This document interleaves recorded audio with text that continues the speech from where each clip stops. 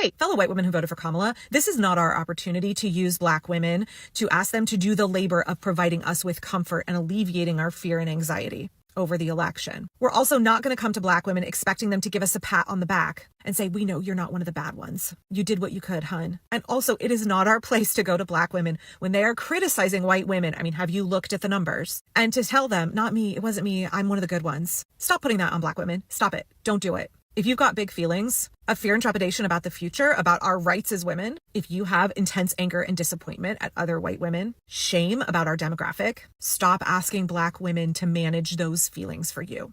You are a grown-ass woman and you get to deal with them. And then how you can turn those feelings into effective strategic action.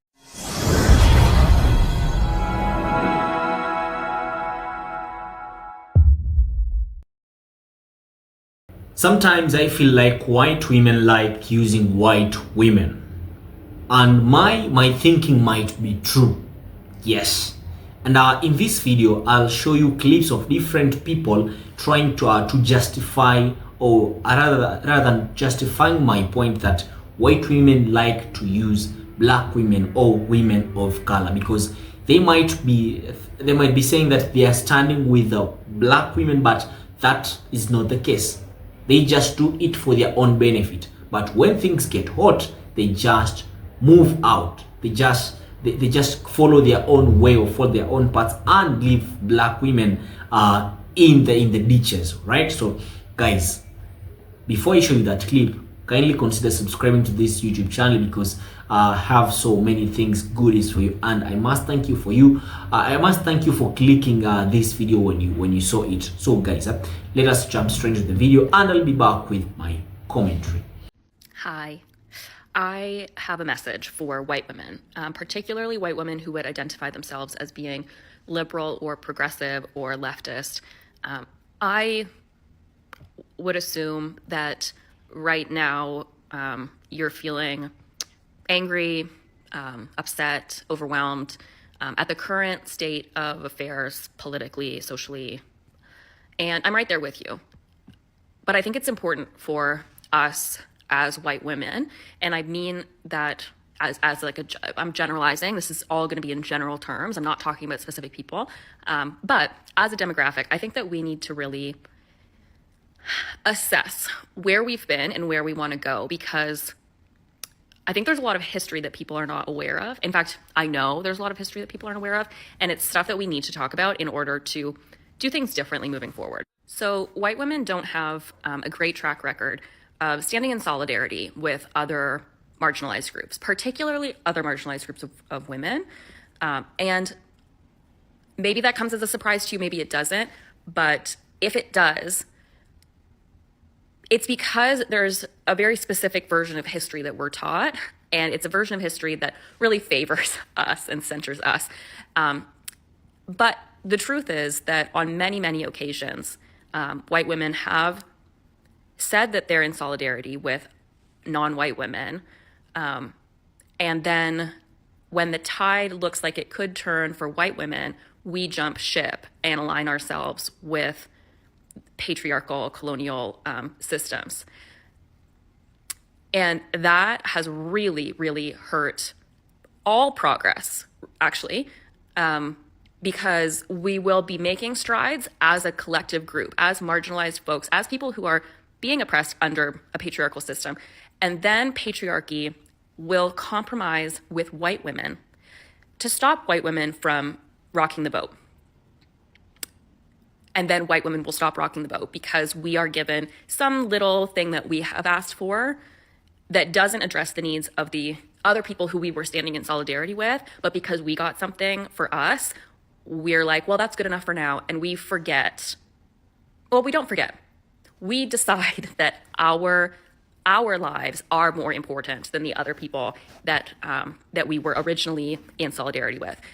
And this has happened so many times, and it has really eroded the relationship between white women and non-white women, because non-white women feel like they can't trust us.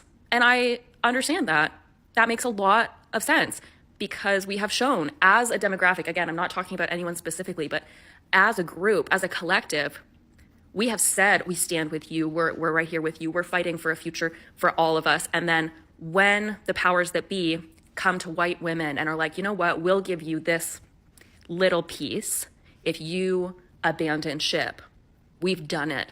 We've done it a bunch of times. When white women genuinely are working in solidarity with a wide range of groups who are also suffering under patriarchal, colonial, rule, it genuinely scares. It's a threat. It's a genuine threat. And that's why the powers that be will placate white women to get them to settle back down and to bring them back into the fold and to offer them something. Because if we actually were all in solidarity together and maintained that solidarity, because it has to be liberation for all of us, that would potentially be able to dismantle some of these systems. And so the systems are like, hey, you white women, let's do this for you. We're going to do this for you. We're taking you seriously, and we're going to do this for you. And then we fall for it every single time because it benefits us. But then it will circle back around because we are maintaining the systems designed to not serve us. So we've screwed ourselves over and we've screwed everyone else over. And I just think that maybe we should stop doing that, such that we might be able to inform real, meaningful, systemic change. Most feminism in a Western context has been incredibly white and incredibly elitist. And that's not ever going to tear down oppressive systems. That's just an additional oppressive system. So if you need a place to start, I would really recommend Women, Race, and Class by Angela Davis. It is pure gold. It is so informative, and it has a lot of history that I guarantee you did not learn in school. Hey dog, welcome back. Full disclosure here, I did actually save your comment because I figured in about like 3 or 4 weeks I would eventually be proven correct. And now that the Republicans have officially announced that they are looking into Medicare and SNAP to cut the waste and fraud, and they're trying to figure out how to do that, I figured it was a good time for me to circle back with the liberals who thought I was being a little too alarmist with this previous post. How do we feel about this now, my friend? I'm not trying to be a poopy head at all. Okay, I mean this with all humility when I say this, but I think it's a good time for liberals to learn a solid life lesson here.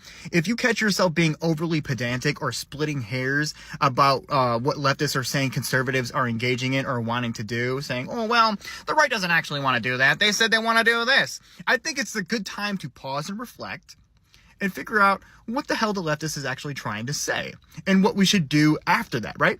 Because it's clear to the entire world here that liberals are not the right-wing whisperers, right? Like, you guys can't get their votes and you guys have no idea what they're fucking doing on any given Sunday. And the saddest part about this is that you needlessly burn bridges, right? Like, you don't treat leftists like human beings. You don't come back and apologize and actually re-bridge that communication and continue the conversation where we left off.